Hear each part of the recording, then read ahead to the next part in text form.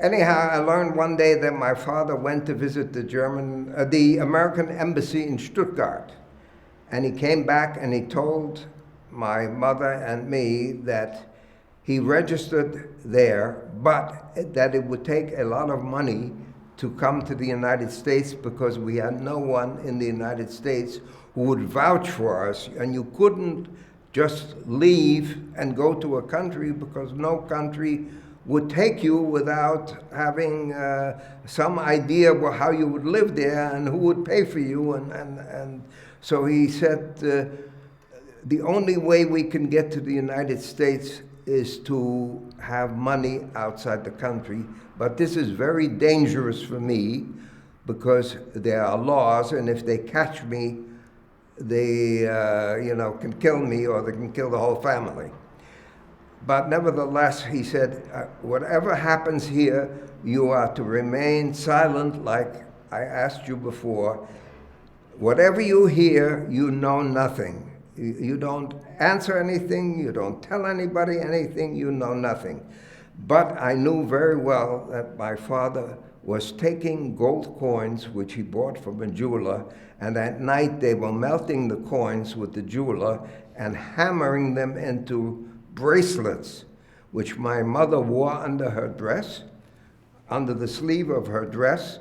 And we went and drove to Holland, where I had relatives across the border in Sittard, Holland, near Maastricht, who would then take possession of the gold, convert it into Dutch currency, from Dutch currency to American currency, and then would be wired to a bank in New York.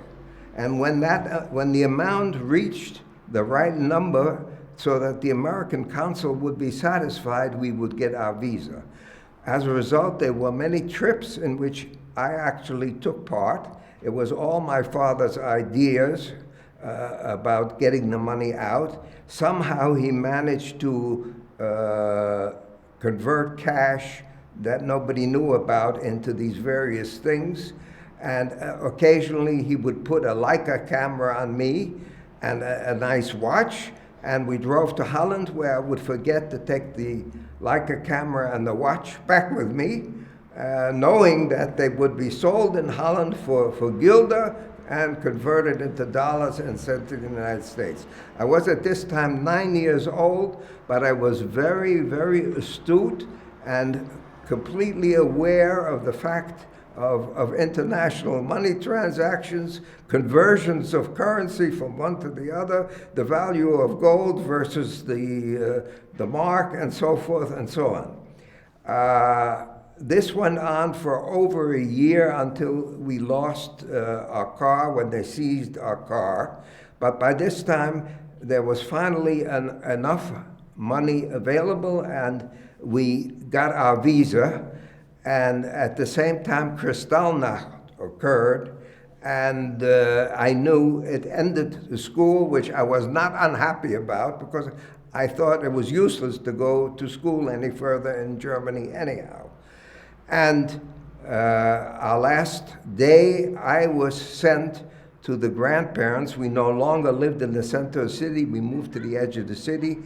My parents didn't have the heart to say goodbye to their own parents, so I was designated as the individual, the young man, age 10 or 11, whose job it was to go to the grandparents and say goodbye, because my parents couldn't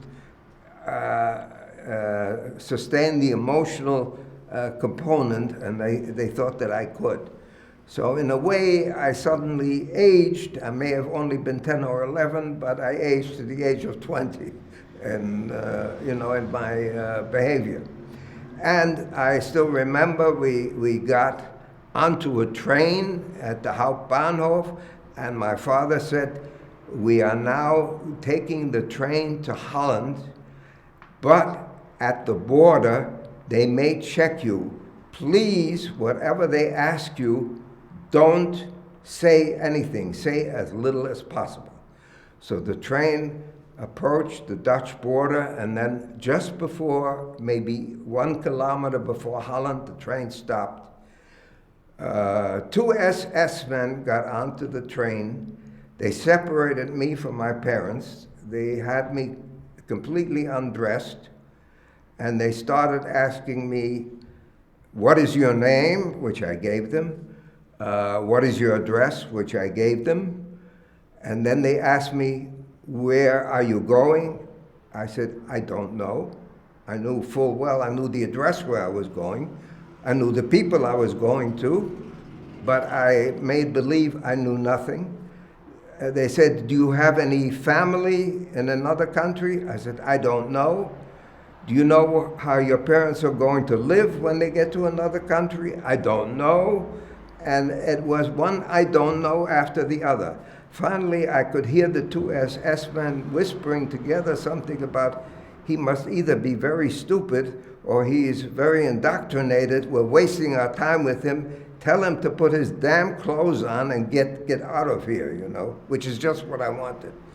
So that's what happened, and my parents came back. They had a similar experience, and we went on to our relatives in Holland whose name was Zondervan, and they were Dutch citizens. They had lived in Holland for, I don't know, probably several generations.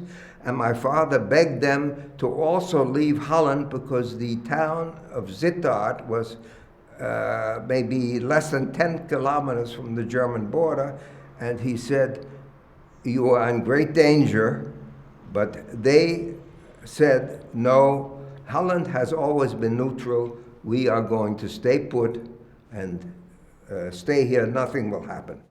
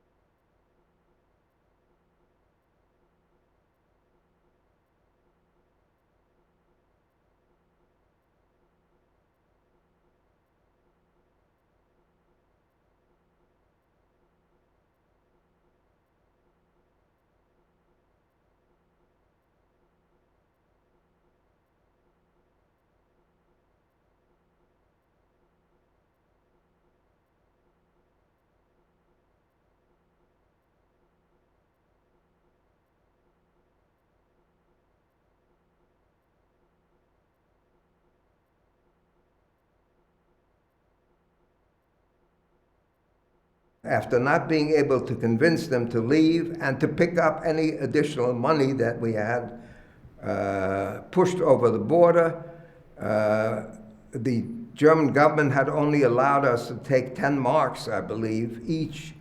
But we picked up more money at the Zondervans.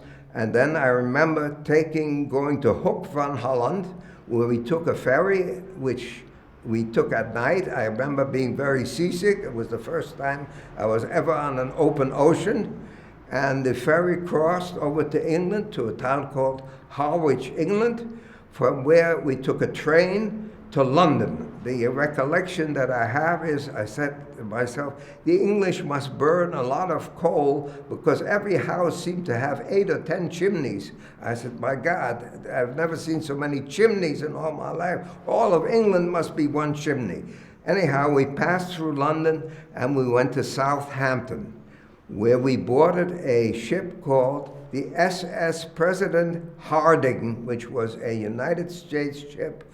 I still remember the tonnage was somewhere around 10,000 tons in size, which today is considered almost a rowboat, because cruise ships today have 150,000 tons.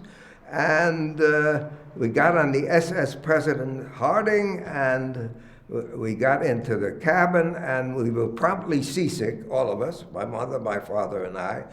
But I still remember the first stop was Cope, Ireland, and I remember looking at the coast of Ireland and seeing the cliffs of Ireland as the ship finally left Ireland and went across the ocean to New York.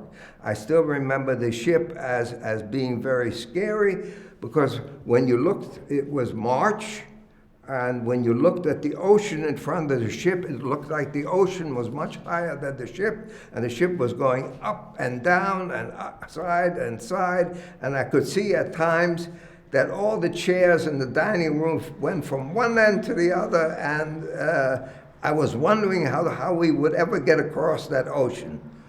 But we finally got to New York, and we got into the harbor, and I was the first one of my family to leave the boat.